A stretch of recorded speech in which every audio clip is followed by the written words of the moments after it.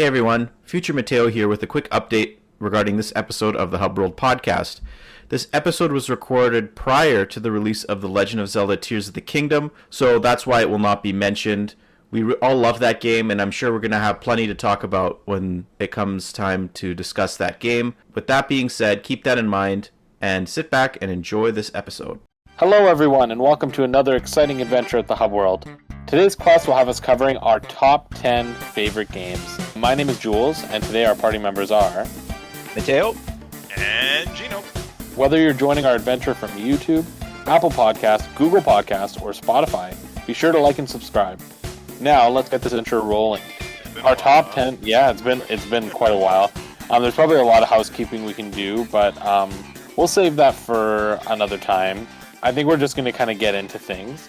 But what we do want to tell you about is, so we're doing top 10 favorite games. Now, that doesn't mean the Hub World's top 10 favorite games. That means we're each sharing our top 10 favorite games. Like, one person will share their entire list, then the next person, and then the next person. So you get a bit of a taste of what everybody's styles are like. All of those lists will be accompanied by some explanations as to why they were put there. And we'll have up to 3 honorable mentions that you can mention prior to starting at your number 10 if you would like to mention some of the games that were just very close to making the list. Now, we want to reiterate, these are our opinions. This has nothing to do with quantifying game quality. This has everything to do with what we love.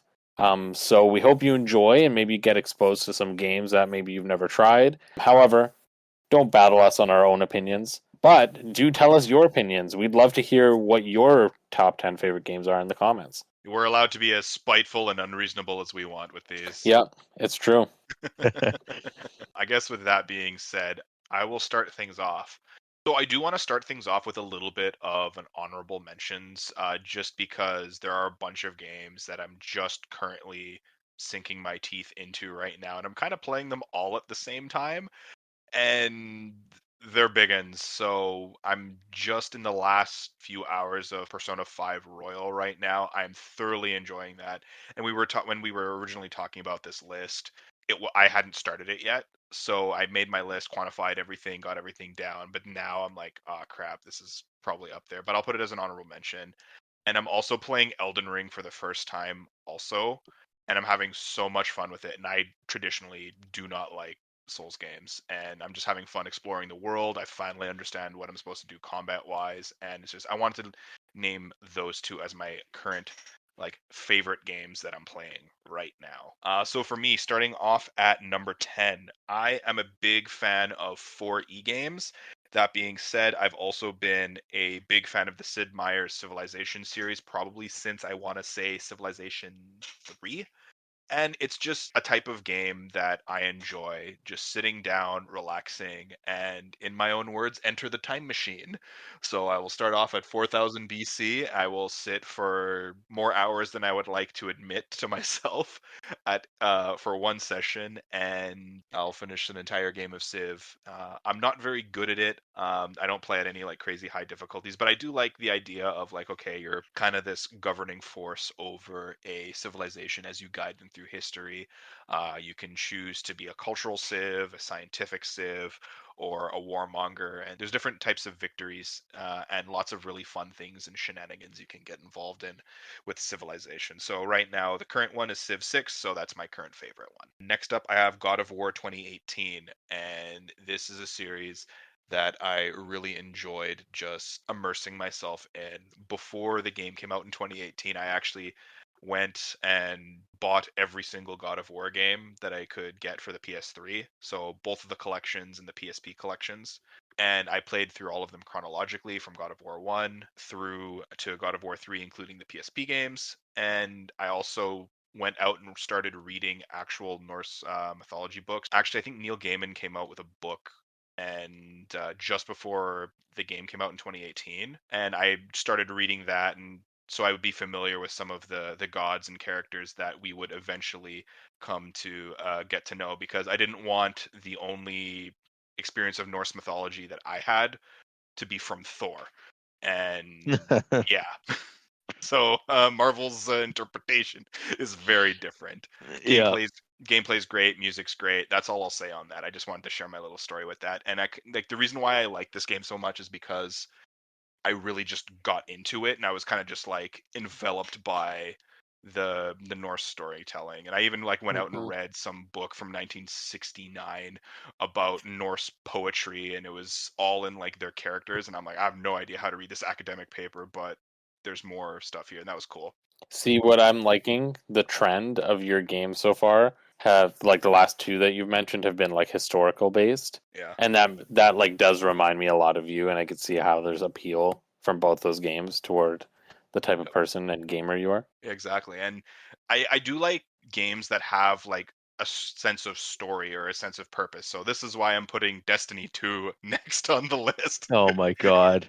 Jules, thank you for the very nice compliment there. And then I just completely throw a wrench into things with Space Wizards and I'm Destiny. leaving. I didn't agree to this top 10 list where Destiny was going to be mentioned at all. I'm legitimately surprised you included Destiny, but Honestly, I've thoroughly been enjoying the past few years of Destiny.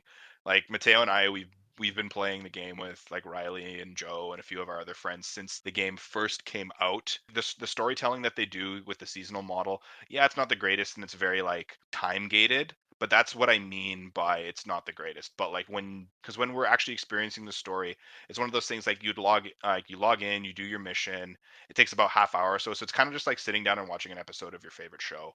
Bungie's done a really good job compared to what they've done traditionally in the first game, where all the lore wasn't in the actual game itself, and you had to like go to a website and read a card off of that. But like now you're getting all of these weekly missions and stuff. You get to interact with characters. They're meaningful. They have interactions. This is, of course, excluding the Lightfall campaign because that had a lot of story problems. But like the seasonal stuff that we've had for the past, I want to say like 5-6 weeks of this current season has been really good, and all of the Witch Queen storytelling and all of their seasonal stories have been really good too. So like Bungie's writers for the most part know what they're doing. It's just Lightfall was a little bit of a stumble, but I know that they'll be able to pick it up and bring us back in with their seasonal story because that's really where their strong suit is. They're telling a story over the years, and this is what their 8th or ninth year of doing this, and the past 5 have been pretty solid in my opinion. So that was kind of like my ongoing game. And next I have at my number 7, I have the Final Fantasy 7 remake. I put this one here just because, again, I'm a big kind of like story game nut, and I don't know, just the way that that game looks, the way that it plays, I prefer it to the original because I never really completed the original one. I know some of the story beats and everything of the original game. I tried going back, I think, on 3 separate occasions, and I want to say like I'd get to like almost the end of the Midgar arc, and then that's when I would just lose interest and stop playing. And that's exactly where this game finished.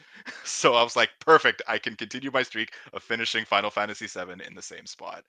But all seriousness aside though, I've had a lot of fun with it. The music has been absolutely fantastic. Gameplay is great. Controls are tight. It plays more like a Kingdom Hearts game, and I really like the way the Kingdom Hearts plays.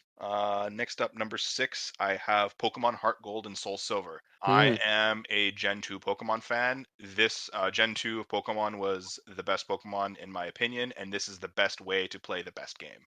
What you got with Gold, the original Gold and Silver, was 2 full, essentially, Pokemon games in one, or you had the normal Pokemon game, and then you also had a hard mode, which was the Kanto region, and you could continue using the same party. The gyms in the second half of the game were way harder, and it all culminates with an epic showdown with Red at the top of Mount Silver.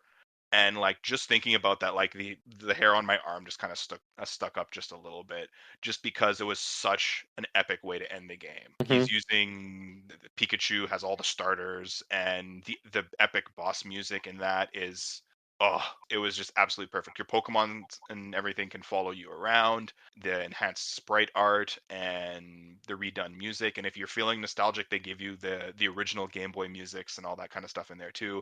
It was just it just won on so many different occasions. And Heart Gold Soul Silver is the best. And not for anything, just nothing the Pokemon Company can do besides making like a fully actualized 3D remake of Heart Gold Soul Silver would be the only way to would that would be the perfect Pokemon game in my opinion. I'm shocked by this list so far.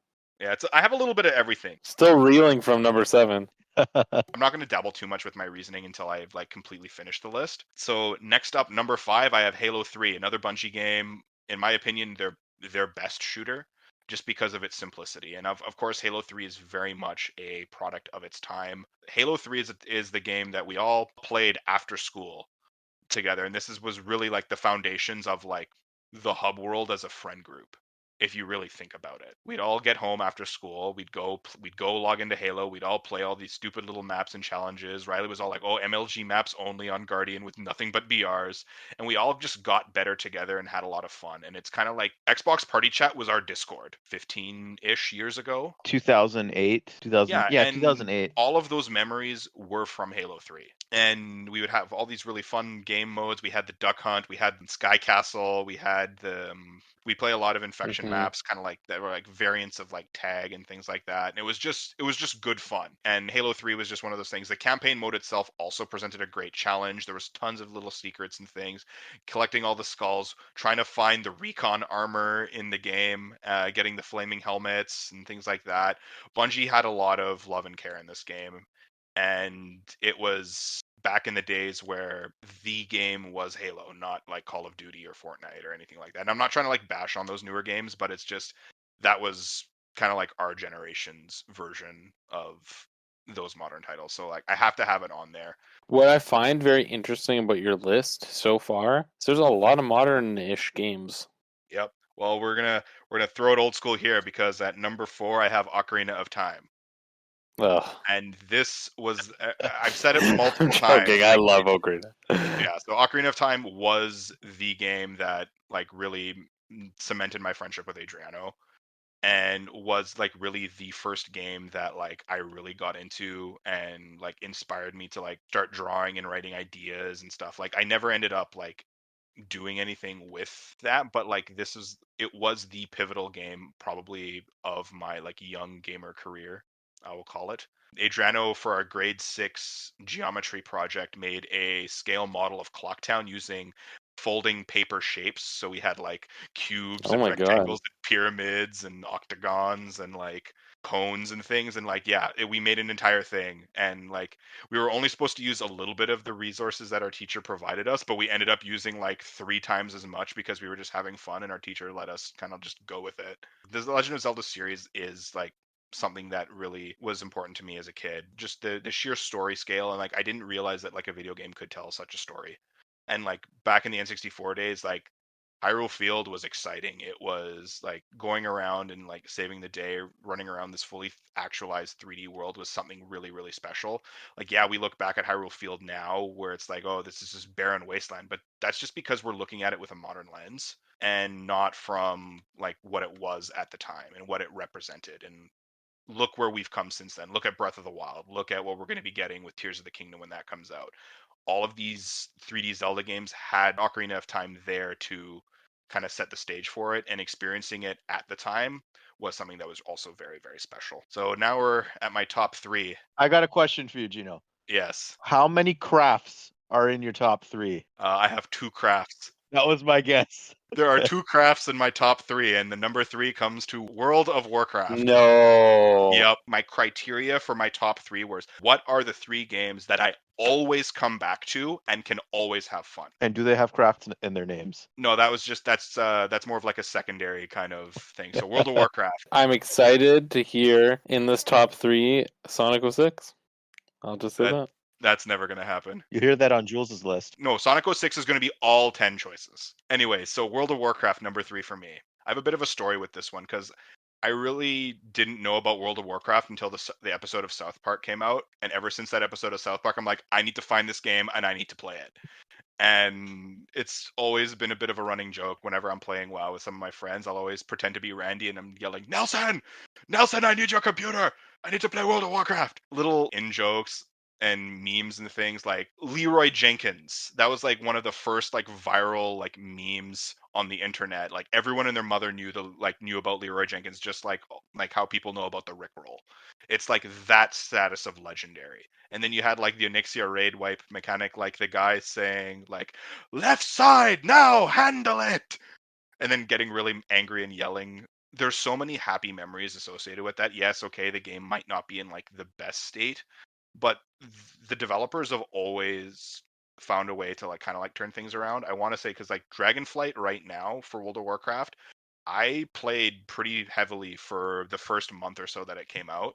And I've always played the WoW expansions for like the first month and a bit. And it's always fun just seeing like people going in and experiencing the raid and stuff. I've never really been like a hardcore raider in World of Warcraft, but I do the world content. I dabble in PvP a little bit just so I can like get my gear up so I can attempt the normal mode raid within the first week or so and make maybe down a boss or two. Like I am very much casual in the sense of like what I do in game, but I consider myself a hardcore fan because even when I'm not playing World of Warcraft or my sub isn't running, I'm not playing the game, but I am still involved. I am in the know of what's happening, what are the characters doing, what mechanics are they doing. So if I ever do decide to pay my subscription and pop back in, I know exactly what I have to do, where to go to get my gear, to get caught up and jump in at the current content.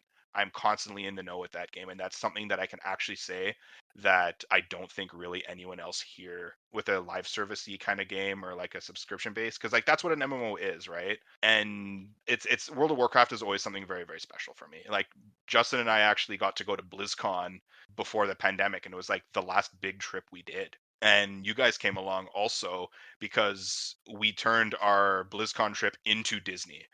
Mhm. I don't know. World of Warcraft's something special. Next up, number 2 on my list, The Elder Scrolls V Skyrim. Skyrim is a game that I've played multiple times across as many devices as I possibly could and have sunk multiple hours and in different play styles. My first playthrough of it was on the Xbox 360. I was a Nord warrior decked out in heavy plate and I ran around with a mace. That was really fun. My second playthrough, I played as a dark elf. I started off by doing archery and then realized dark elves aren't good at that, so I switched over to conjuring and I became a thief. And I can name off multiple different characters and my backstories and stuff for all of this. And my love of the Elder Scrolls really kind of stems from like this is essentially World of Warcraft, but it's a single player game. You can run around, you quest, you're thrown into this game where you can make your own character, you make your own rules, and you can choose what to do. There's bunch of different paths. You can be a mage, you can be a thief, you can be a warrior, and you can be a murderer, you could be a saint. And the expansions and the DLCs really helped out with that. And I feel like they really expanded the world. And now that we're how many years later with Skyrim for smartphone and smart switch and smart fridge and all the other different devices, we're like almost ready to talk about Elder Scrolls 6 once Starfall eventually comes out. But the Elder Scrolls is one of those types of games where like I've played that game, I want to say like for a good few thousand hours, and I've enjoyed every moment of it. It's just great. I've even bought it like 7 times too. So because like I even have the VR one, booted it up, and I was pretending to be Emperor Palpatine. It's great. I also had a character named Palpatine. I'm guessing like went full on mage and then Just a lightning magic. unlimited power the meme. And lastly, my all-time favorite game. It is a craft. The best craft. The best craft. Steve from Mine is in there. It is Minecraft. This is a game that I've been playing on and off, and I'm currently playing right now in a modded, like in modded. I had a let's play of it a little while ago where I was playing with Adriano and Sarah and like a few other folks. But Minecraft is one of those games where it just keeps getting bigger and bigger. It's incredibly simple. The music is great, the vibes are good. I can sit down, play the game, listen to a podcast, and just get lost in it and have so much fun. Even just the simple act of like building an iron farm or having an unlimited villager labor force where you keep them in little holes and you feed them bread and they give you money. It might be a little cramped and mean, but hey, it's optimized gameplay. You got to build your farms, you got to build them better, and it's a multi-generational thing because like I initially was the target audience for this game. I was in grade 10 when it first came out, and it's been fun. And in the many years that it's been out, I've taught people the basics of like computer coding using Minecraft as just like a way to explain how commands and things like that work. I've used it to help better my own knowledge of like 3D geometry and explaining like, oh, okay, X, Y, Z direction thinking and making castles and art and things like that in the 3D space. So like I have a lot of attachment to this game, and it is something that I can always just turn on, have fun, and do something different every single time. Kind of like how you can in Skyrim, just the only limit to Minecraft is what's in your own imagination. And I have a big one. Gino, that was a very well-spoken ending. You do have a very big imagination. In Minecraft, Mhm. when we were planning this out, I'm like, Gino definitely has Minecraft as his number one. If there was a Gino game, it would be Minecraft. Like it suits you so well. Yeah. I don't play Minecraft the way you do. I'm a very casual player. I'll hop in every once in a while. I do the same thing and get my fix and I get out. But the way you optimize Minecraft and the way you have a like such a grasp on every single mechanic of that game, whether it's redstone or I guess it's basically redstone because like Adriano calls you the redstone master. I'm so incredibly dumb when it comes to that kind of stuff. I'm constantly watching videos like, okay, how do I do this? And there's people like making flying machines and rocket ships and there's like all these new like I am redstone from like like just after the Pistons came out. But that's our era of Minecraft though. But yeah, it's not on my list personally, but there's something very zen about playing Minecraft. Like you can get into that state where you just want to relax. I kind of have that with Power Wash Sim, but you got that with Minecraft, you know. And it's really important, I think, to have those types of games. Honestly, a lot of the games on my list are very much like that. Like, think about it. Destiny, except for like the end game rating content, like when you're just running around leveling up. World of Warcraft, same thing. You can kind of just go at your own pace, do your own stuff. Skyrim, definitely. Minecraft, definitely. And even in Elden Ring to a certain extent too, you can just like run around and explore and just get lost in that kind of like big world. That's kind of like my jam. Jules, I do have to apologize for the lack of Kingdom Hearts, but that's why I have Final Fantasy VII on there. I'm actually so surprised that Final Fantasy VII is on your list. It's still very, very surprising to me. I feel like the story of Final Fantasy VII is a lot more timeless than the one in Kingdom Hearts. Don't get me wrong, I hold it in a very, very high regard, but the reason why I had to give it to Final Fantasy VII is because I feel like Final Fantasy VII itself is a lot more timeless, and the remake actually let me almost relive growing up that I missed out on. So it gave me a chance to kind of like reconnect with that, as Mhm. well as like the Combat of Seven remake, I feel is better than what Kingdom Hearts did. Yeah, no, that's totally fair. Well, thank you, Gino, for a really great list. Well, I'll get started with some honorable mentions. My 3 honorable mentions were selected for a very specific reason. And the first 2 that I'm going to share with you there, the reason that I'm mentioning them now is because they were once staples of the top 10 games that if I considered my top 10 games, but they have since, as my gaming journey has developed, fallen out, but I still want to mention them. And then the third one that I'll mention is something that I considered adding and ultimately didn't, but that's okay. So this honorable mention in general is a big cop out because it's not really just one game, it's multiple games, but a recent release allows for me to just bundle those games together. But my first honorable mention is the Mass Effect Legendary Collection, and that is because I love the Mass Effect trilogy. I actually owned it first as Mass Effect trilogy. I never owned it as individual games. I never played it as individual games. I only ever played them as a trilogy. So it's very difficult for me to separate them as experiences because I did play them like back to back, and I do love all of them for various reasons. I think these are the best Western RPG in my opinion.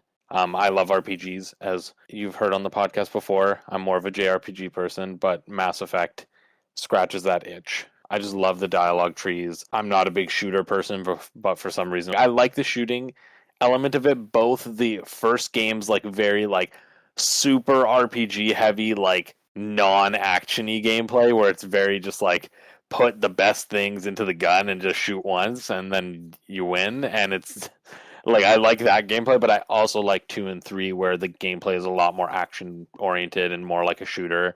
Even though it still has RPG elements, like I just think the story is incredible. I think the amount of variables within the story is incredible. Like I've played through the games 5 times. All 5 of my playthroughs have been so unique. The characters, the cast of characters throughout the series are so well done, and the way that they develop depending on your choices, like truly like BioWare's epitome of Peak BioWare. Like peak BioWare, yeah. I'm very excited for Mass Effect 4, although it probably won't live up to the expectations, but that's okay. I love Mass Effect Legendary Edition. My second honorable mention is one that it was my number 10, and then I dropped it because I'm like, I just don't love it the way I did. But I still love it. It still holds a place in my heart, and that's Assassin's Creed 2. Dang. Yeah, I was once the Assassin's Creed kid who ran around in hoods and pretended I had a hidden blade. It's okay, Jules. I actually went out and bought the Assassin's Creed Brotherhood Hidden Blade. I know you did. I platinumed all the early games. I was a big fan. I've dropped off the series so hard. Like, the series has disappeared so hard from my life that even though I still believe Assassin's Creed 2 to be a masterpiece of a game, it's damaged my relationship with it enough to pull it out of my top 10 games, but not enough for me to not still mention it and say, like, I love Assassin's Creed 2, love the Italian Renaissance setting. I've played through that game like 10 times. Like 3 of those 10 times I played through it fully in Italian. I love the setting, I love the world, I love the characters, I love the gameplay. It truly is like what I would want from like an action stealth game where I can be stealthy if I want, but I don't have to be. That's the kind of game I like. Running swords ablazing. Yeah, it's like run in, try to assassinate them, but when they see you, just pull out the best weapon you got and stab them. That's peak Assassin's Creed. I'm really hoping you can hop back into Assassin's Creed so I can have someone I can talk to about it with. Like Assassin's Creed Mirage, hopefully is the game that can get you back in because it's going to be a lot like 2 in Brotherhood. So I will probably play that one. Anyway, I forgot to include an Assassin's Creed game on my honorable mentions, Jules. Now that you mention it, Origins was so good. it's all right. My last honorable mention, and I'm not going to say much about this one. This one was so close to making the list, and it's still too new for me. This is, as strange as this is going to sound, it's too new for me to put it in. Sonic 06? No. that's on the list, Yeah, that's That on is the the list. list. Yeah, the list is Sonic 06. No, my last honorable mention is actually Breath of the Wild. And even though the game is now 6 years old and the sequel is coming out in a month as of this recording, I still feel like it's too fresh, and I still feel like the novelty of that game hasn't worn off enough for me to not only compare it to other Zelda games, but just compare it to games in general. And I really struggled with should I put it on here, and I ultimately said no. But I wanted to mention it because it's always up there. I still think it's arguably one of the greatest games of all time and one of my favorite games of all time, but it's not quite in that top 10 right now because I'm still struggling with how new of an experience it feels like to me. I think that's also because I've only really played it twice. And the second time I played it, even though it was a couple years later, still felt like too fresh to have a new experience. So I'm still waiting to have like a new experience with it, I think, before I can really be like, yeah, I like this is one of my favorite games. Because it's such a big game that it's hard to go back to and justify playing through it again. If I could add Yeah. on to this, Jules, I've kind of had that like Breath of the Wild kind of fatigue when the game came out because I tried playing it on hard mode and doing all that kind of stuff, but because I went and did a full on like complete like 100% run the first time through, I was burnt out because I did everything the first time through, so nothing really seemed new and fresh. That was my hard thing too, is because I played on Master Mode with the DLC, and then I tried to play it through it again. But it's hard to re-experience it because at both times I replayed it, I just kind of I didn't do all the shrines. I just kind of like did enough to get my health, and then did the main story scenario. So I'm still waiting to have another experience before I can put in my top 10. Yeah. That being said, I should move on to the top 10. I was actually very surprised when I developed this, the games that came into my mind, and there's probably some that will surprise you and others that won't, but that's okay. Number 10. This is a game that took me by storm, and literally I play it, I would say, multiple times a year, and it encompassed like a good 5-6 years of my life of just kind of like going back playing it, playing new content from it, going back playing the old content, playing it with people, other people, introducing people to it, watching people play it. Like the amount of people I have dated that I've played the multiplayer with for this game, because every time I dated somebody new, I'd be like, hey, let's play this game together because I love it so much. And that's Shovel Knight. I love Shovel Knight. I didn't jump into Shovel Knight until maybe like 3 to 6 months after it first released. I missed the kickstarting, and I wish I had backed it as a Kickstarter because I wish my name was on the legacy of this game. but I love Shovel Knight. I play the main campaign, like I said, a couple times a year. I go back and I play the other campaigns. Like, that's the thing, is Shovel Knight in itself, like, before they added all the other stuff, was already such a great game, but all the campaigns they've added are all so great. There's so much good, like, amazing content. There's so much replay value. The multiplayer is fantastic. I haven't had this kind of experience with a game for a long time. There's one other game on this list that's like this game, in the sense that, like, I go back and play it multiple times a year. The music is incredible. I love the pixel art. I love the characters. I love the vibe. It feels like a classic game, but it doesn't have that, like, age on it. It doesn't have that jank, right? It's not the jank. I think it's more like the tough thing about going back and playing games from the, like, era that Shovel Knight's trying to emulate is that you can feel the age in the sense that the difficulty is, like, contrived or, like, artificial. It's, like, there to, like, force you to have to, like, restart the whole game so that, like, they could get their money's worth and stuff, whereas, like, this has all the quality of life of, like, a modern game, but the, like, sheer, like, difficulty and, like, charm of, like, a game from the SNES era, and that's what I love about it. Easy to play, but difficult to master. Yes, exactly. And there's lots in there for you if you want to master it. There's super bosses, there's harder modes, and some of the, like, newer campaigns are tough. Like, I love how they expanded upon the game, and it's just, yeah, I love Shovel Knight. How would you rank the Truffle King as an NPC? He's quite a good NPC. He's my favorite character in that game. I know. I honestly did not know that about you, about Shovel Knight. Like, I knew you loved it, but I didn't know you played it multiple times. Yeah, I play it all the time. Like, whenever I get bored and I'm like, what game can I play? Shovel Knight's one I land on a lot. This next game is a game that I've not played as many times as I've played Shovel Knight, but it's a game that the second I finished it, I was like, this is one of the greatest games of all time, and I will never stop saying it. And I still believe it. I actually debated which one of these games to put on the list because I could have put any of them, but I ended up going for the classic because the classic is what I still feel is the best full package, and that's just Xenoblade Chronicles. Like I said before, I'm a big RPG person. JRPGs, I've played dozens and dozens, maybe even 100 of them. And the modern era, I feel, was really struggling with JRPGs, with Final Fantasy going more action, and, you know, like the 360 PS3 era didn't have a lot of good JRPGs. A lot of things were middling. There was definitely a lack of them, but Xenoblade Chronicles is a masterpiece. Like, everything about that game is incredible. I remember when I read that it was 100 hours, I was like, who could possibly spend 100 hours on a game? And then I spent 100 hours on the game, and I understood why. Boy, were you wrong. Yep. Yeah.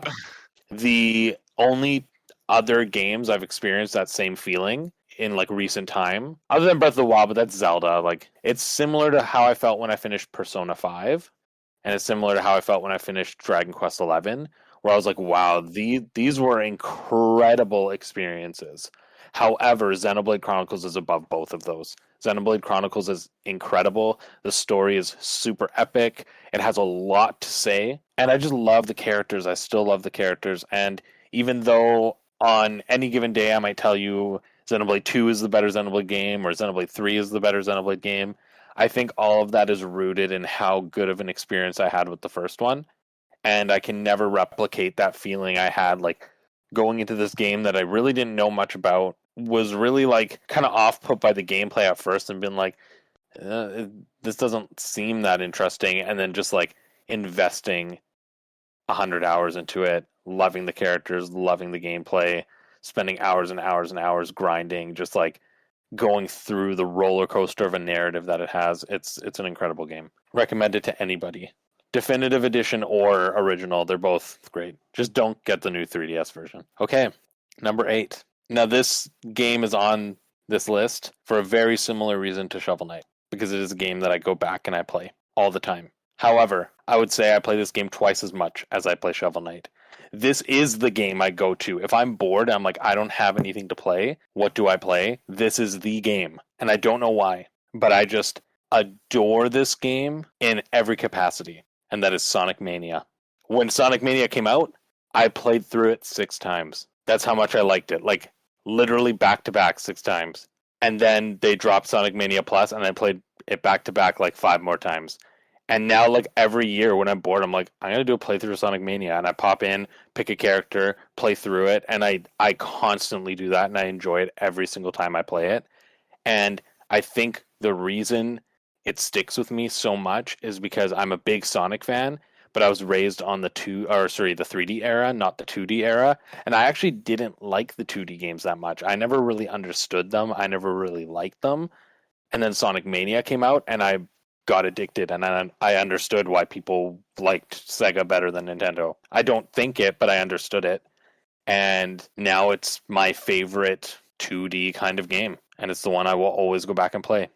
Incredible music, incredible gameplay, and it's made me like Sonic 1, 2, 3, and Knuckles. And the fact that it's fan made too, like Sega Yeah. actually like listened to the fans and they allowed them to essentially make the game. Even like the music too, like every aspect of the game is fan made.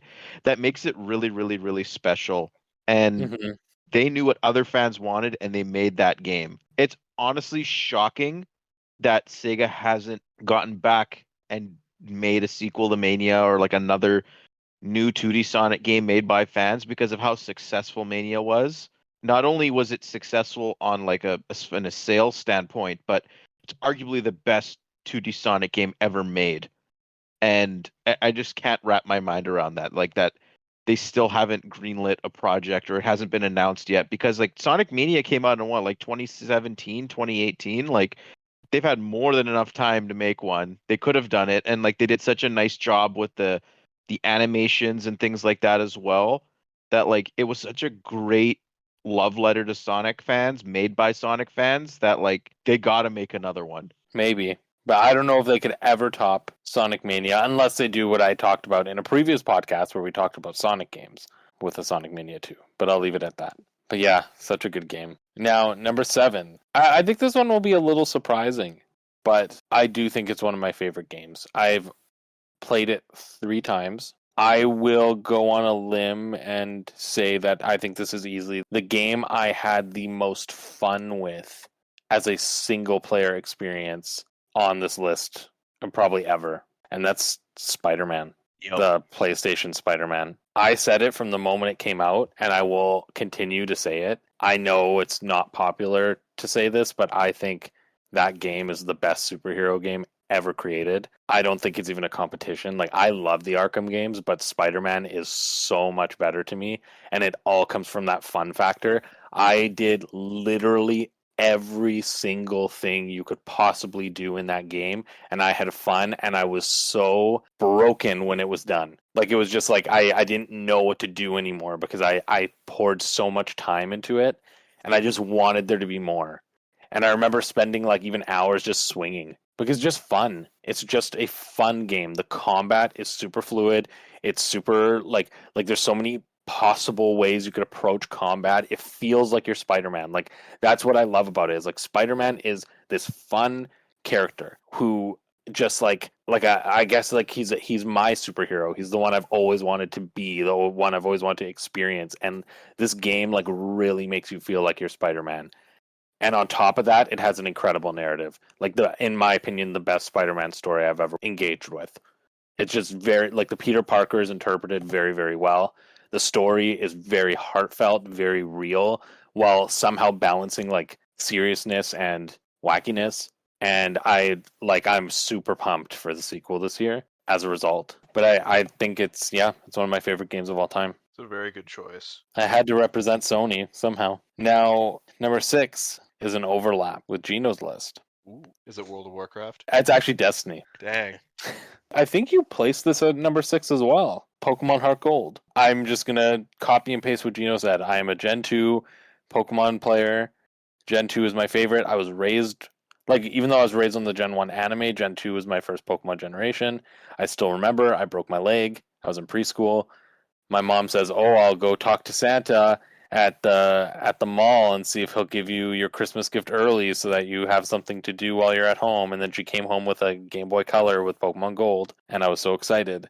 And I played it like crazy, and the amount of times I probably played that game is in like I can't even count. And then Pokemon Heart Gold is just the perfect remake of it. It's during I think the peak generation of Pokemon, Gen 4, where Pokemon was still Before it got wacky. not before it got wacky, but I think like mechanically it was just very like it hadn't gone too far yet. It was still very grounded. It was still the Pokemon we know from our youth without going too far. And then it was remade in that generation. The art style and the graphics just like really suited it. You know, it had some cool stuff from Gen 4 in there that they added. And just I don't know. I that's all I can really say is just I think Pokemon Heart Gold, Soul Silver are the best Pokemon games, and I couldn't have this list without my favorite Pokemon games. Number 5, what I would consider to be the most essential JRPG of all time, which is Chrono Trigger. I first played Chrono Trigger on Nintendo DS.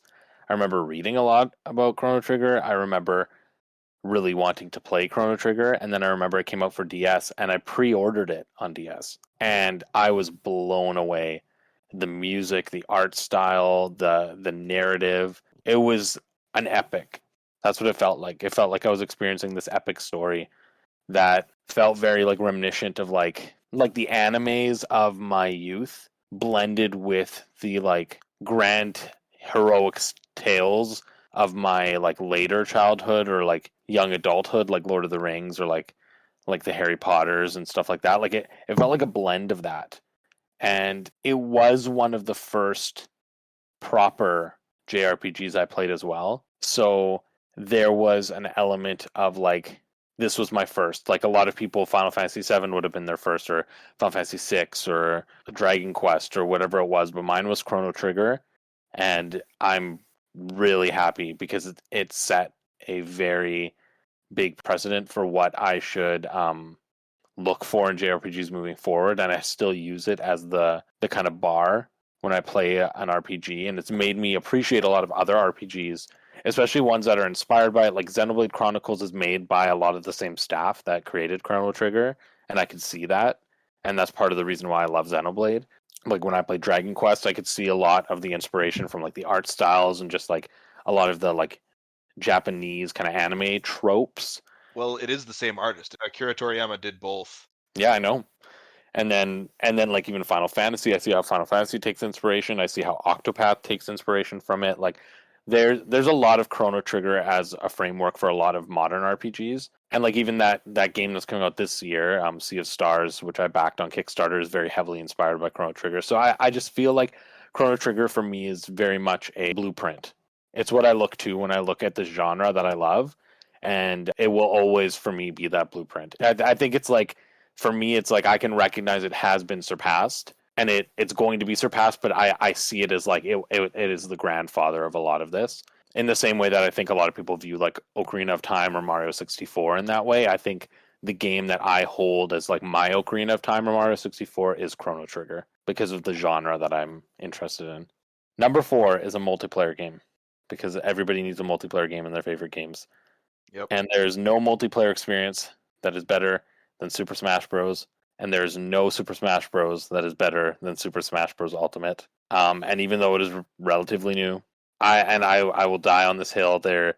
You could never convince me that it is not the best Smash Bros. Game by a literal like light year. If you don't think it's the best, you're wrong.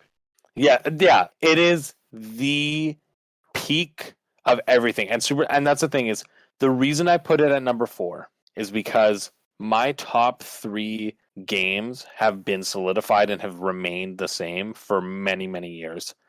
And I haven't been able to breach it with anything. Smash came close, but it is number 4 because Smash to me is an experience. It's an experience I share with my friends. It's an experience I share with strangers. It's also a culture. Like that's the thing. And I'm not talking about competitive culture. I'm talking about like when I think of Smash Ultimate, and the reason I love Smash Ultimate is I'm thinking about those hype cycles as well. Like it's not just about like playing the game, it's experiencing the game. It's experiencing those DLC lead ups to who are they going to add, how is it going to alter the game, and I look at Smash Ultimate and I'm like, everything I ever wanted was added in Smash Ultimate. Since like Melee, I was asking for things and I never got what I wanted in Smash, but I still stuck by the series and I still loved it. And then like Smash Ultimate just decided to give me literally everything I've been asking for. And that's why for me it feels like I don't even care if they never make another Smash Bros. Game because there's nothing they can give me. There's literally not one. Like if they made another Smash Bros. Game, I wouldn't even be able to get excited for what could be added because everything I wanted was added in this game. You know what Smash Ultimate also has? Minecraft Exactly. and Banjo Yep. and Final Fantasy. It's the great unifier. I mean, and also when you look back at my list where we're at now, there's representation from almost my entire list in Super Smash Bros. The only ones being Spider-Man and Chrono Trigger that aren't represented, but that's okay. But yeah, Smash Ultimate is the peak of multiplayer games, and I could not put a Super Smash Bros. Game on this list with how much I enjoy and play Super Smash Bros. And especially this one. It is the Smash Bros. Now, my top 3. This one has never changed in the last, I want to say, 12, 13 years. Has not changed. The last time it changed was when I was 16, and it hasn't changed since. The order of these 3 games changes constantly, but these are my top 3. This time I'm feeling number 3 is Kingdom Hearts 2. Kingdom Hearts defines my teenage years. I did not have a Sony console growing up. I was always interested in Kingdom Hearts. I saw the commercials and was always like, this looks really cool. I'm a Disney fan. I want to play these games. But I never had the means to. And then I was bought, or I think I bought it because Joe helped me buy it. I bought something that allowed me to emulate DS games on my DS. It's like an R4 card. Yes. Like an R4 card. So you did everything a reasonable teenager would do with a lack of money. Yeah, and so I decided when I got that, one of the first games I decided to play, I was like, oh, hey, there's a Kingdom Hearts game on DS. I want to try this game. And I mean, in hindsight, Kingdom Hearts 358 over 2 days is one of the worst Kingdom Hearts games, but I loved it. Wait, that was your first one? That was my first Kingdom Hearts game, and I adored it. I did not know it that. was, yeah. I thought it was like Kingdom Hearts 1 or 2, dude. No, that's why I'm such a Roxas fan, because to me, I played Kingdom Hearts 1 and 2 being like, oh, hey, that's the kid that Roxas returned to. Sora is not the main character in my head. In my head, Roxas is the main character. Sora was a context to Roxas for me. This makes way more sense now. Yeah, Exactly. but I played 358 over 2 days. No wonder I you were loved insulted it. about the cat. Yeah, I loved it so much that I bought a PlayStation 2 just to play Kingdom Hearts 1 and 2. Kingdom Hearts 1 I really liked, but Kingdom Hearts 2 I loved. And there's a lot of reasons why I love Kingdom Hearts 2. Many of them would be, the gameplay's tighter, it's more evolved. It's more like what I'd want out of a JRPG where like the characters are super edgy and like the lore is super out there, and like that's what really like pulls me from Kingdom Hearts. But like even going back to like the beginning, like if 358 over 2 days was my first game and that lore was what I'm invested in, Kingdom Hearts 2 was like the missing piece of that story that I never had. So it became one of my favorite games. It still is one of my favorite games, despite how much I like Kingdom Hearts 3, despite how much I like Kingdom Hearts 1 and Birth by Sleep and all the other ones.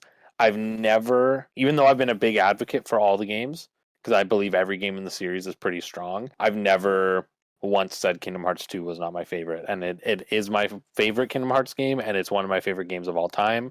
I think it will always be one of my top 3 favorite games of all time. It's a weird game because it's a game that's from my childhood that is representative of my childhood, yet I wasn't a child when I played it. I was a teenager. And I don't think there's any other games from my teenage years that define me to my core as much as like the Nintendo games of my youth. Kingdom Hearts is like the only series that breached that and like somehow became one of my favorite games of all time. Gorsh. Number 2 is The Legend of Zelda: Twilight Princess. Sometimes this is number 1, sometimes it's number 3, but it's always in my top 3. I'm feeling this number 2 right now. I know you're number 1 now. I'm a Zelda person. I own everything Zelda. Zelda had to be on this list. I believe Twilight Princess is the... Actually, that's not true, because we talked about this during the Zelda tier list, which y'all can go watch if you'd like. I don't necessarily believe Twilight Princess is the best Zelda game, but I think it's the best Zelda game for me. And I think very similarly to Kingdom Hearts 2 and Smash Ultimate, part of the reason I love Twilight Princess is because of the experience. Because for me, I got into Zelda around the time that Wind Waker was releasing. It hadn't released yet, but it was releasing. That's when I started playing them, but I wasn't really a big fan until after it had released. So Twilight Princess was the first Zelda game I got to be excited about and like look forward to. And at the time, Ocarina of Time was like it was the first Zelda game I played. As a result, it was my favorite. However, I really liked Majora's Mask as well, and I liked the dark tones. So Twilight Princess just looked like the best thing ever. And then when I played it, it was the best thing ever. And still to this day, it's the game that I can go back and play whenever I want. I think I've played it like 13 times, maybe more.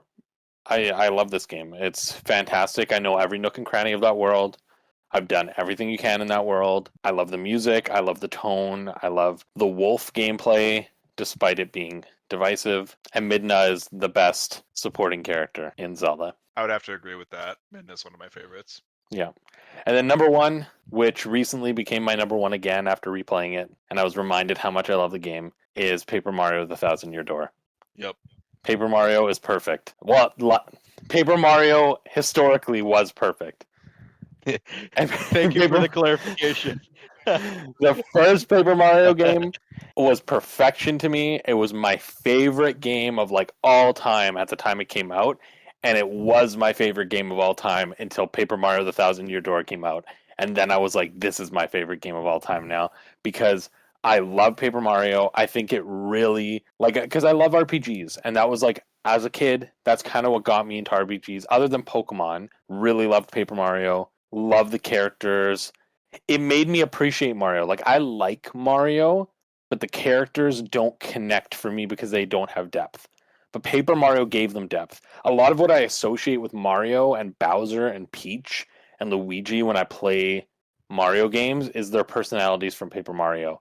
And Thousand Year Door builds on that in an insane way. And the gameplay is so tight, it's so perfect. It's my favorite game of all time. I have to agree with that. Honestly, Jules, I do the exact same thing. A lot of the characterization I give to those characters is because of the Paper Mario series. And for a lot of people, it was the first time that they had personalities. So yeah, that's my top 10 list. It's wonky. It's full of bias, mostly RPGs. It's very Jules. Solid. Okay, Matteo, it's your turn. Well, before I give you the actual top 10, I got 3 honorable mentions here. They're not in any particular order, but a few of these games actually have been mentioned. I'll do the ones that have been mentioned first. Like Jules, he had Legend of Zelda Breath of the Wild in his honorable mentions, and I also have that in mine. For very similar reasons. I've only played the game once, and that one experience I had was so good that I'm afraid to go back to the game and really get concrete opinions of it. I've wanted to play it before Tears of the Kingdom comes out, but I just haven't, and I don't know if I will get to that. But that one experience was just so fantastic, and it's like I have this experience with Pixar movies, like with Wall-E and Up. Like that first viewing was so amazing. I'm afraid to go back and like sully that impression I had. And like I did everything in Breath of the Wild the first time, and I don't think I'll ever do that again. So for better or for worse, it's an amazing game. It should be on my top 10 greatest games of all time list, but this is favorite games, and all the games that I have on my list, I've played multiple times. So for that reason alone, I couldn't include it yet. If I do play it another time, honestly, it probably would be on the list. So anyways, and another honorable mention I have is Paper Mario The Thousand Year Door. It was very, very, very close to being on the list. Like I had like 25 games written down where I saw it. It was insane. it was like Charlie and It's Always Sunny in Philadelphia, where like I had a wall and I was like, what the heck am I doing? I look crazy while I was making this list. It was quite the process, but it just missed it by a hair. It's the height of Mario RPGs. Honestly, one of the greatest RPGs I've ever played, period. The writing's phenomenal. The gameplay is fantastic. I really wish Paper Mario went back to this formula because it's never been better. I want to play it again with upgrade cable so I can have better visual fidelity when I play the game. I think that would really sway me into including it onto my list next time around. But the final game I have on my honorable mentions is Fire Emblem Awakening, what I refer to as the greatest impulse buy I've ever made in my life. Back in 2013, when this game came out, it was impossible to find everywhere. but I randomly went into a used game store and there it was in front of me for regular price. And I bought it at the time just because I knew it was hard to find and I might not find it again. And Did you buy it new? I bought it brand new at regular price when it came out, or like a week after it came out at like the small game store that for whatever reason no one saw in the cabinet. Like I'm like, this is here. Wow, I'm buying this. I bought it on the spot. I played it and it just started this love of Fire Emblem that I have to this day. Like Awakening's story is fantastic. The characters are fantastic. Like I know hardcore Fire Emblem fans don't look at Awakening the same way. Like, yes, it's the game that saved the series, but they also view it as the game that kind of muddied things a bit because of the relationship building and things like that. But that's the reason why I got into the game. And that core element of Fire Emblem is the thing that sort of really jump started my love of the series and like pairing characters together and like I just love that added level of strategy into the game. I'm a huge fan of tactical RPGs now because of this game. I could have put any Fire Emblem game in my top 3 in this spot. Awakening is my favorite, but it could have easily have been Three Houses. It could have been Fire Emblem on Game Boy Advance. Like there's so many good Fire Emblem games. I just felt like I needed to mention the series, and I just love the little story bit that like if it wasn't for me going to that store on a whim, I would never have had this relationship with the series that I do now. So, but yeah, those are my 3 honorable mentions. And now for my top 10. Number 10 is a game that I knew had to be on this list. I'm a massive DC fan, a massive Batman fan. And what I think is not only the greatest Batman game ever made, but it's the greatest superhero game ever made.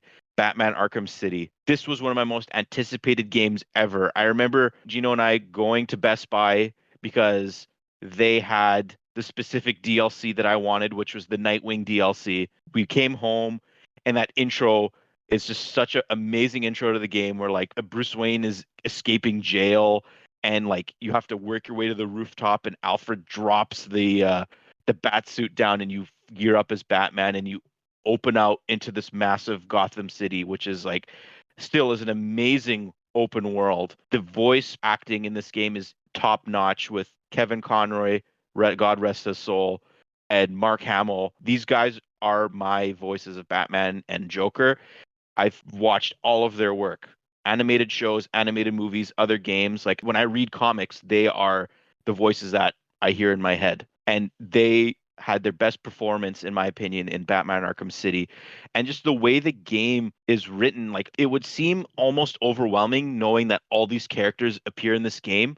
But the way the plot is weaved and how these villains fit so well together and then also other villains appear in side quests and things like that. It's the ultimate Batman story, and the gameplay is so improved over Arkham Asylum. And Arkham Knight did like the Donkey Kong 64 sort of thing, where like it really just it went too far with a lot of the things that made this game so great. And I just feel like the traversal, having the grapnel boost, and all of that just made this game so amazing. The Riddler quests are so good, and all the Easter eggs in Arkham games. And being a huge DC fan, I was able to see things not just that were references to Batman, but also to a greater DC universe that could pay off now with Suicide Squad Kills the Justice League being part of this universe. Like maybe some of the stuff will come to fruition in the future. So like it's the ultimate superhero game for my money, and this is one of the games I always have the itch to go back and play. It's just that good. As for my number 9, I have my favorite RPG of all time. Even though this is not my favorite generation of Pokemon, I can say this is the greatest Pokemon game ever made. Pokemon Heart Gold and Soul Silver. Hell yeah. Triple threat. Pokemon Silver was my very first Pokemon game. I take credit for that. Like Gino hogged Pokemon Red so much that we actually went to a pawn shop of all places and got Pokemon Silver for myself. My save file got corrupted and I played through that game and again, like it was nothing. Like nothing had happened to me. It's that good. Like the fact that the Kanto and Johto regions are both in this game and they're both explorable is amazing. Like I don't think there has been a Pokemon game with as much substantial content as there has been in Gen 2. And like I'm a Gen 3 guy because I love the music and the Pokemon designs and I like the Hoenn region, but in terms of content, difficulty, just a complete package. I think nothing beats Gen 2, and Heart Gold and Soul Silver are the best versions of that game. Pokemon's never been as good as the Gen 4 era. Like, that was the last time I watched the anime, played the games, and was interested in the TCG all at the same time. Like, that was the last hurrah for Pokemon in its entirety for me. And Soul Silver, I didn't buy it when it came out. I got it soon, like a year or two after it came out, around 2013-ish. I knew when I had the disposable income, that was the first game I was going to buy, and I bought it. And having the Poke Walker was so cool. While I was at school, walking around, I had the Poke Walker hatching eggs, training my Pokemon. Like, that was so cool, having like the Tamagotchi element to it as well. Having the Pokemon follow behind you was the coolest thing, and they finally brought it back in Pokemon Let's Go. Like, it was such a cool feature, and just, it's not only the best Pokemon game, I want to say, it's like also one of the best remakes ever made. And it didn't need to do much because its foundation was so solid. So as my number 9, I had to go with Pokemon Heart Gold and Soul Silver. I flirted with putting it higher in the list, but there's another tier of games above Batman and Heart Gold and Soul Silver. So as my number 8, this game was the gateway for me in the world beyond Nintendo. And it's Halo 3. Halo 3 was Gino and I's first Xbox 360 game.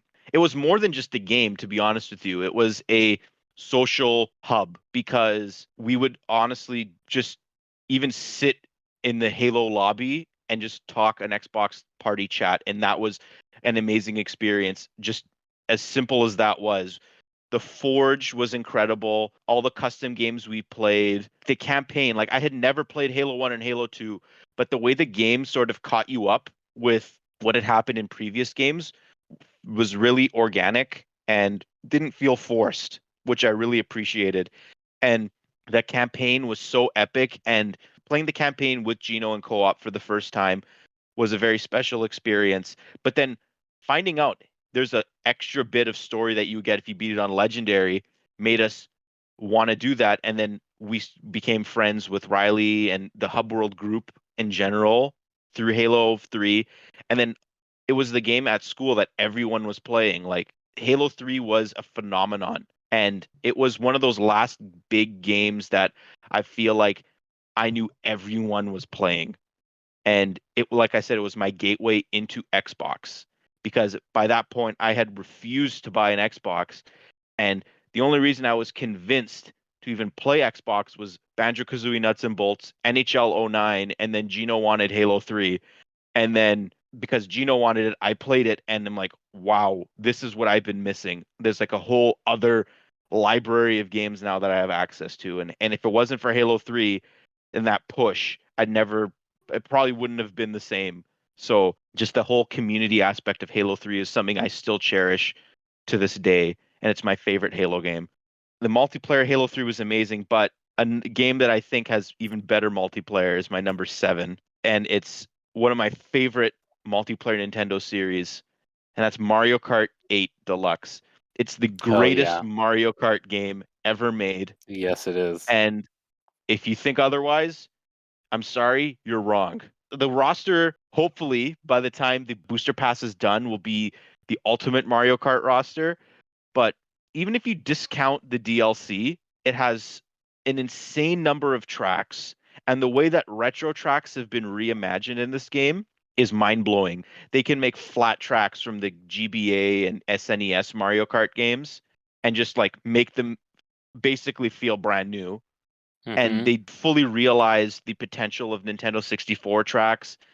And then I just love the whole big band music style in this game. Like, all the songs sound so distinct but similar because of the way they're composed. They all have the saxophones and like the same like electric guitar. Like, they all have the same instruments, and I just really appreciate that. And then I can't say enough about the fact that Mario Kart 8 Deluxe specifically has fixed the battle mode that was a problem that I had with the original Mario Kart 8.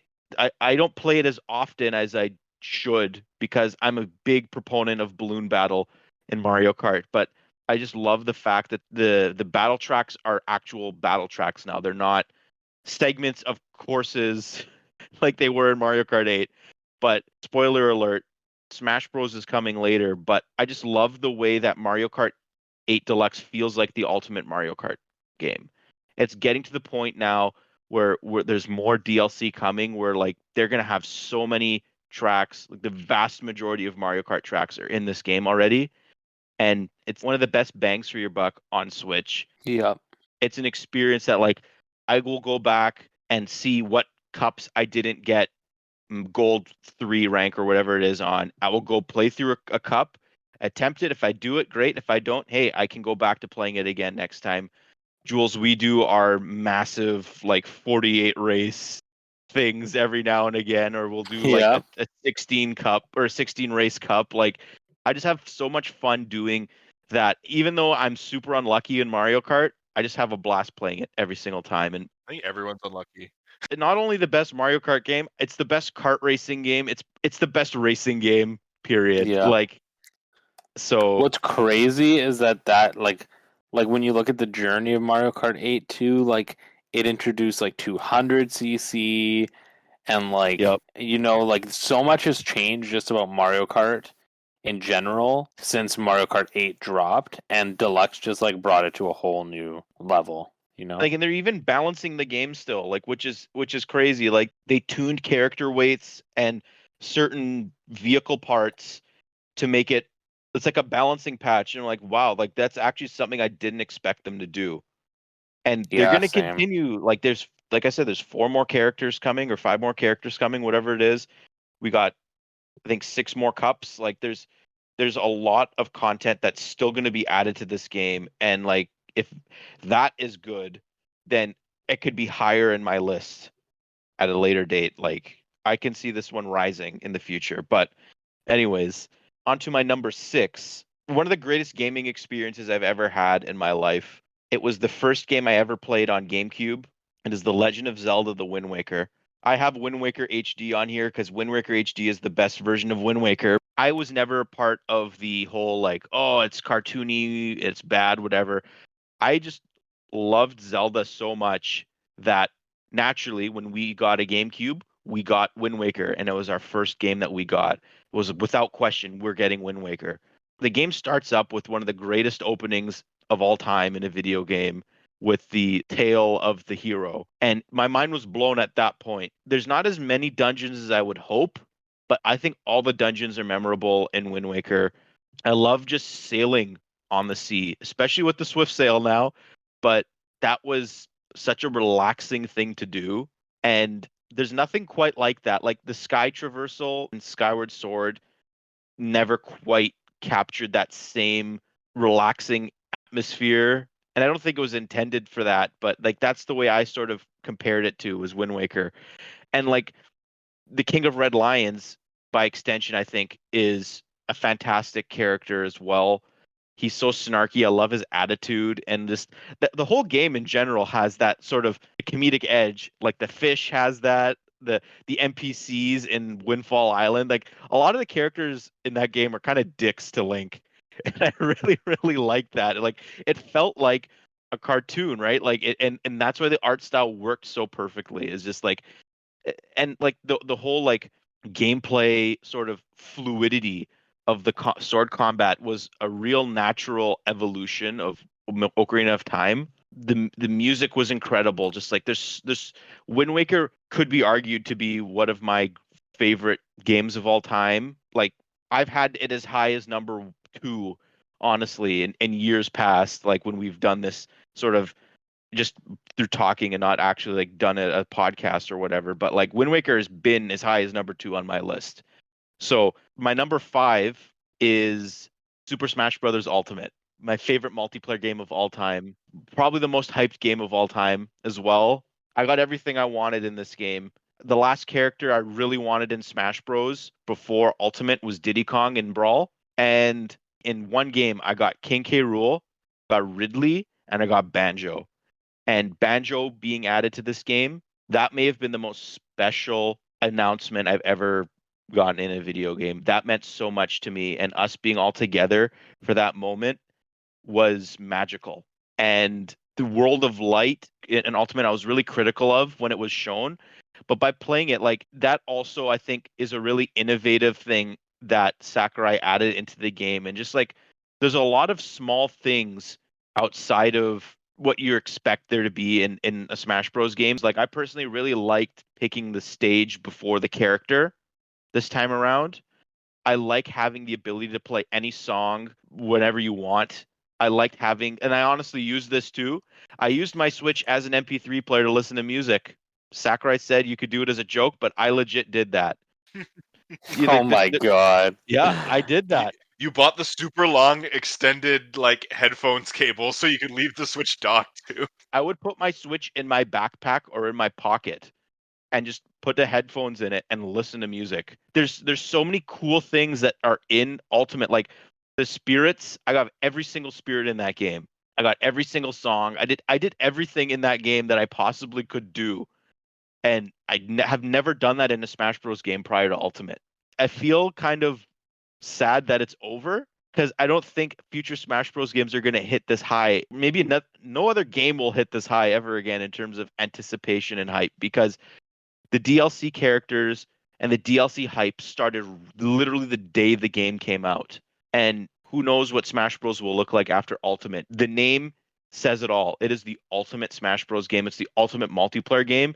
It's the ultimate love letter to Nintendo fans. It's the ultimate video game, I think, in terms of bang for your buck content, like everything there. Smash Bros. Ultimate has it all. Now, that being said, that was the last multiplayer game on my list. And now I'm going into my top 4 favorite single player games of all time. Now, this one, I had it lower on my list in previous drafts that I did, but I'm thought to myself, really, like, this has to be in the top 4. And I justified it leaving it at 4. This game I came to very, very, very late, relatively speaking. Like, I think this game came out in 1994. I wasn't alive in 1994, so I couldn't have played it. And I didn't own a Super Nintendo, but I played this game in 2013 when it was added to the Wii U Virtual Console, and that is Super Metroid.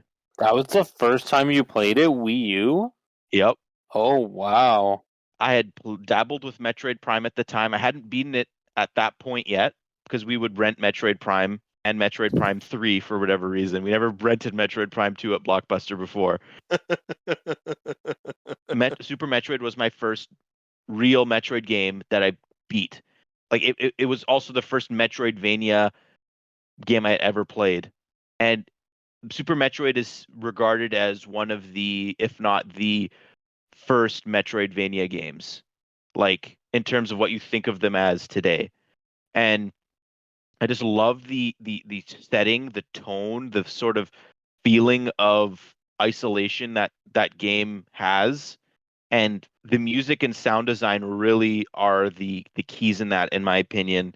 I just love the countdown sequence. Like the game has it all. Like you fight Ridley right at the beginning of the game, and the countdown happens right after. And then after that point, you're like, okay, now I have to explore this labyrinth.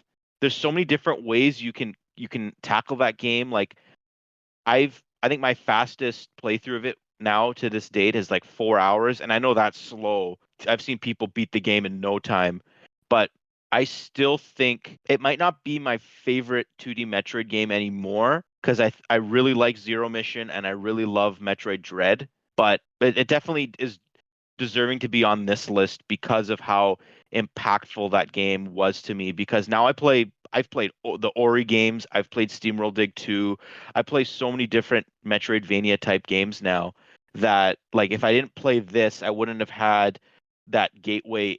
Like I now have like so many other ones I want to play too. Like if I'm gonna go play Symphony of the Night and the Game Boy Advance Castlevania games, like I have so many Metroidvania games that are on my backlog now that I don't think I would have had the urge to play if I didn't play Super Metroid. For that alone, I have to have it this high on my favorite games list. Now for my top 3. And variations of this top 3 have been set in stone for a very, very, very, very, very long time. And prior to 2017, my top 3 has been set in stone since probably 2002, 2003. So I never expected my opinion of Mario 64 to drop as much as it did in 2017. And then especially when the Mario All-Stars collection came out on Switch. But the game that naturally took its place is the game that trumped Mario 64 as the greatest Mario game ever made, in my opinion. And that game is Super Mario Odyssey. Super Mario Odyssey, I think, is the greatest 3D platformer ever made.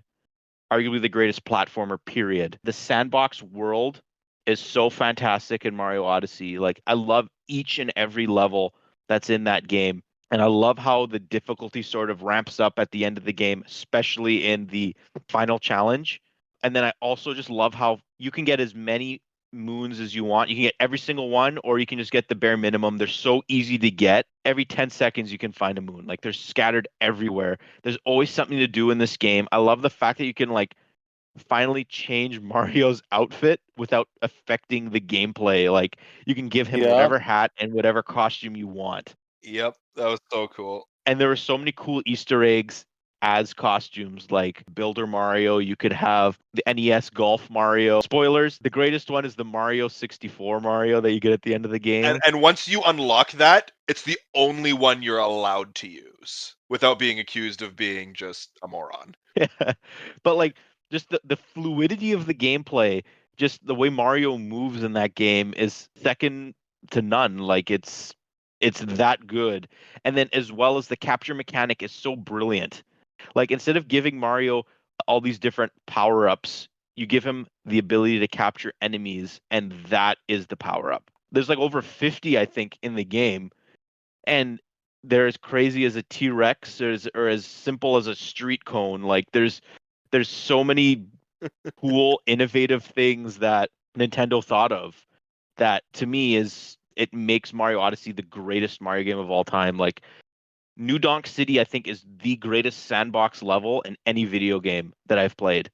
There's so much variety there, and there's so many cool Easter eggs to the Donkey Kong series, and just Mario being a guy from Brooklyn, right? Like, that's the closest thing we've ever gotten to, like, Mario's sort of roots. And then the moment where you do the New Donk City Hall mission where they celebrate the festival or whatever, it brought tears of joy to my eyes that not very many games have ever gotten me to that point. That was a very special moment. I felt nostalgia for things that, like, for like Donkey Kong, like the arcade Donkey Kong. And I don't really care for that game, but somehow I felt nostalgic for that. It was so cool. And they brought Pauline back. And now Pauline is like this mainstay Mario character now, and I love her. She's so good. I've played this game 3 times. I really want to go back, but being an adult, it's hard to go back and play all these games I want to play. But Mario Odyssey is one of those ones. I've especially wanted to go back in the last 2 years, and like this year with the Mario movie coming out, and like we're going to be going to Super Nintendo World later this year.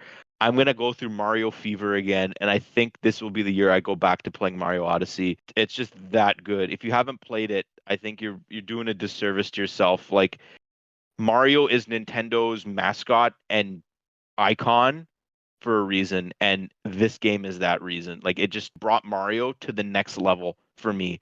The 2 games I have on here, like I said, have been cemented on my list since the early 2000s. And number 2 is one of the greatest games of all time. I'm saying this a lot, the greatest games of all time, but they're true. They are the greatest game. These games are amazing. The Legend of Zelda: Ocarina of Time. Like, I don't want to throw shade at like NES and SNES, like platformers, things like that, because like that was the game that I had mostly played. But it taught me games can have a story and can have this grand scale. Like, I felt like I was watching a TV show when I played this game. I never had that experience playing games at my cousin's house on the NES or SNES. Like, this was one of a few N64 games that Gino and I owned during the N64 era. And like, I just remember, like, I was very young in 1998, but like I could still kind of remember how like this game was a big deal. Like, reading Nintendo Powers, like everyone was talking about this game.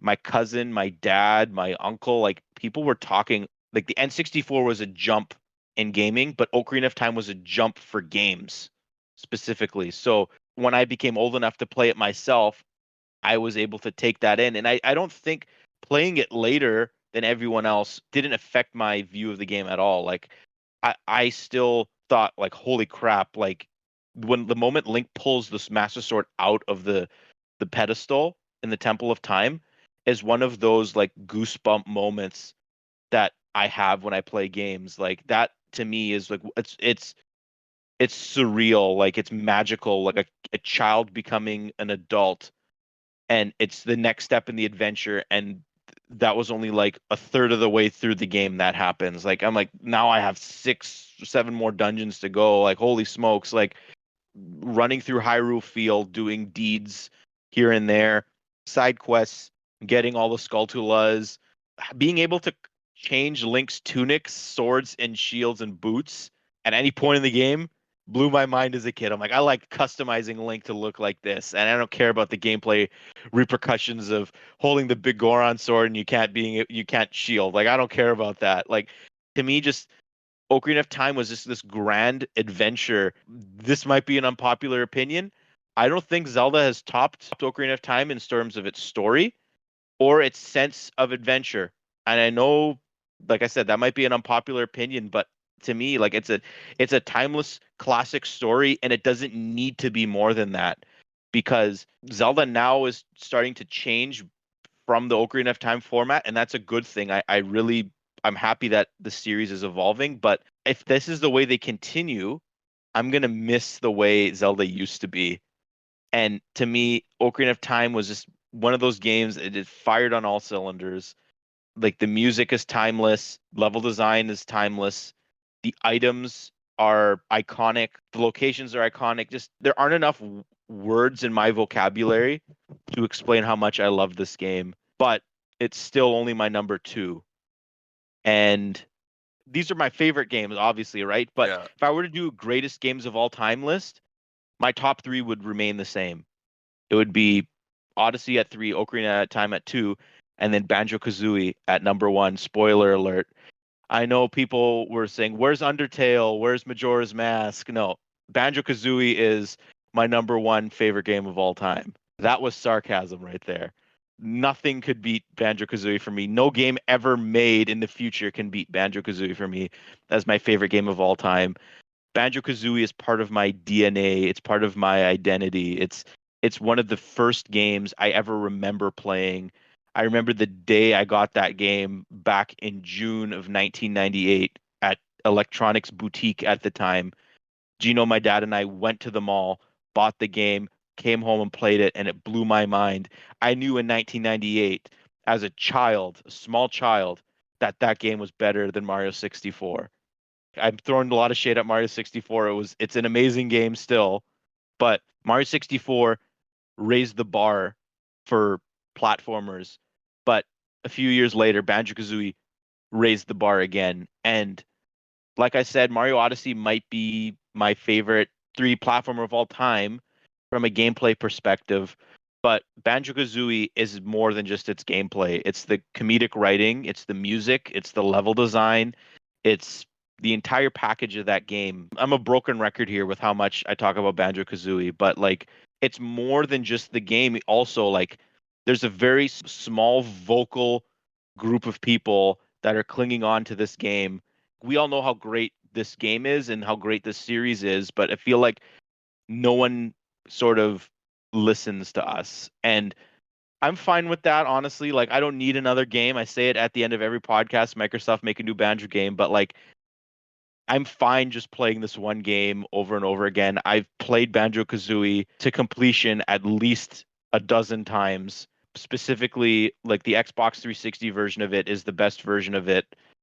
You can also play it on Rare Replay and what have you. But everything about this game is just the whimsy of it all. Like, it's Rare's best game that they ever made. It's the best game on Nintendo 64. If I like whatever Banjo-Kazooie could be called the best, it's the best. So it's always been my number 1 on my list. It transported me into this amazing fantasy world that I want to go back to someday, but if that doesn't happen, hey, so be it. I got Banjo-Kazooie, and I got Banjo-Kazooie Nuts and Bolts. I don't need anything else, so that is my list. I'm actually laughing so hard that the microphone isn't picking up my audio because it thinks it's I know. I can background hear you noise. I can hear you in the other room laughing your brains out. Oh, that was great. Yep. That was a deep belly laugh. But yeah, like I noticed my list, only 3 of my games are not Nintendo games, but Banjo-Kazooie is a Nintendo game. So it's realistically 8 of my 10 games are Nintendo games. So that kind of just goes to show where my gaming preferences lie. 3 of the games technically multiplayer games. So like I'm more of a single player gamer. Like I said, this list, it took me a long time to whittle it down to 10 with 3 honorable mentions, but like I think it was like 35 at games at one point, like so many games on my list. But the majority of them were still single player and a lot of them were Nintendo games. But yet I spend most of my time playing games on Xbox. But Yep. for whatever reason, the Nintendo games really stick with me. Like, and I'm starting to dabble in PlayStation, right? I had PlayStation games on my 30 game list, but none of them were made it on to the final one, obviously. So, but this took a lot more time to make than I originally had thought. There's too many good games. Honestly, this was a lot harder than I thought it was going to be too. And Matteo, the list is also very you. I mean, like, well, how many podcasts have we done so far? This is what, like 77 episodes? If you didn't think Banjo-Kazooie was number 1, like, duh. Where you been? Hey, they could be brand new. This could be someone's first episode. Every episode is someone's They could have first, thought it would be Banjo-Tooie.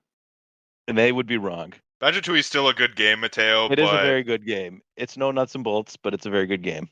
I mean, it literally isn't nuts and bolts. We'll go with that. Okay, well, that brings us to the end of today's quest. If you liked what you heard today, hit that like, subscribe, or follow button. If you want to contribute to the conversation, let us know your top 10 favorite games down below. And if you have an idea for what we should do for our next podcast, please feel free to share. We'll see you next time at the Hub World. Matteo, want to remind them what your number 1 game is and what your number 1 game might be if somebody does a certain thing? Yep. Microsoft, make a new Banjo game. See everybody. See ya.